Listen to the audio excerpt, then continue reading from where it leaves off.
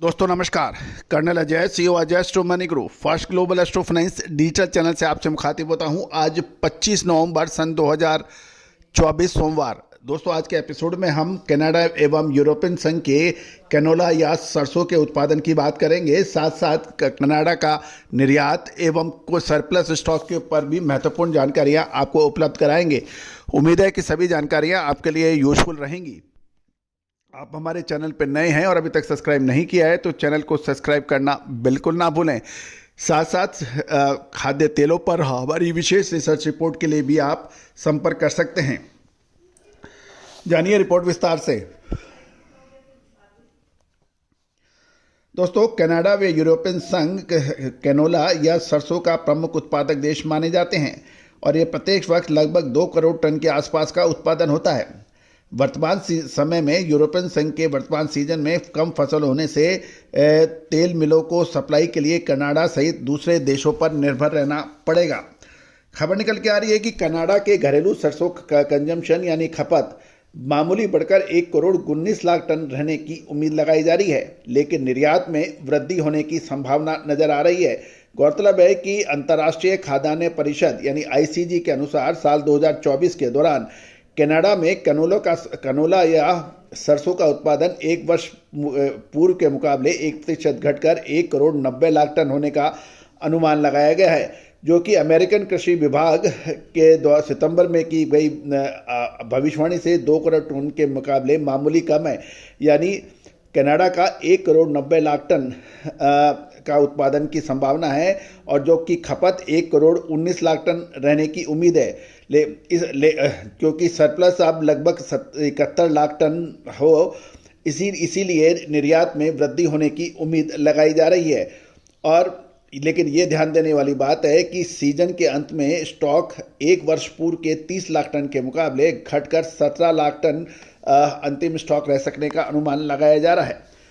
गौरतलब है कि यूक्रेन और ऑस्ट्रेलिया जैसे प्रमुख निर्यातक देशों के कम सप्लाई से ग्लोबल अवेलेबिलिटी की कमी से कनाडा से निर्यात को बढ़ावा मिलने का अनुमान लगाया जा रहा है। दूसरी ओर जर्मनी के तेल और प्रोटीन पौधा बढ़ावा संघ UFOP के अनुसंधान के अनुसार वर्ष 2024-25 के लिए कनाडा से कैनोला का निर्यात 87 लाख टन होने का अनुमान लगाया गया है, जो साल 2023-24 के मुकाबले लगभग 30% अधिक होगा। जेनेटिक मॉडिफाइड किस्म के कारण यूरोपियन संघ, जिसे EU भी कहते हैं, कनाडा के सरसों का उपयोग नियंत्रित है, लेकिन बायोडीजल के लिए मांग बढ़ने का अनुमान लगाया गया है।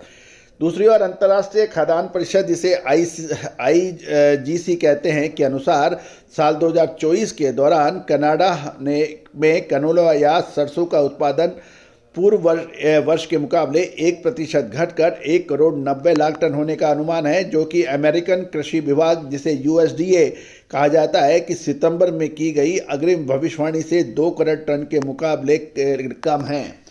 दोस्तों ग्लोबल लेवल पर सरसों की ये महत्वपूर्ण जानकारी आपके लिए उपयोगी साबित होगी, ऐसा हमारा मानना है। साथ साथ खाद्य तेलों में ज़बरदस्त बढ़त, लेकिन तिलहन के अंदर चाहे वो सोयाबीन हो या फिर सरसों, प्रोपोर्शनेट रूप में यानी अनुपातिक रूप के अंदर खाद्य तेलों में जितनी तेजी बनी उतनी तेजी खाद्य सीड में नहीं बनी है। अभी भी सोयाबीन तेल के तेजी के मुकाबले सोयाबीन सीड के अंदर किसान तेजी की उम्मीद लगा के बैठे हैं, लेकिन अभी भी सोयाबीन MSP से नीचे बिक रहा है। दूसरी ओर सरकार द्वारा MSP पर खरीदने की जो घोषणा है वो भी अभी धीमी गति से चल रहे हैं। दूसरी ओर महाराष्ट्र में 6,000 रुपये प्रति क्विंटल के बात भी की गई है, लेकिन सरकार ने 5,000 रुपये प्रति जो हेक्टर की जो एक सांत्वना राशि भी घोषित की है, उससे भी कुछ फर्क पड़ सकता है। अब ऑयल मिलर्स भी सब्सिडी की डिमांड कर रहे हैं।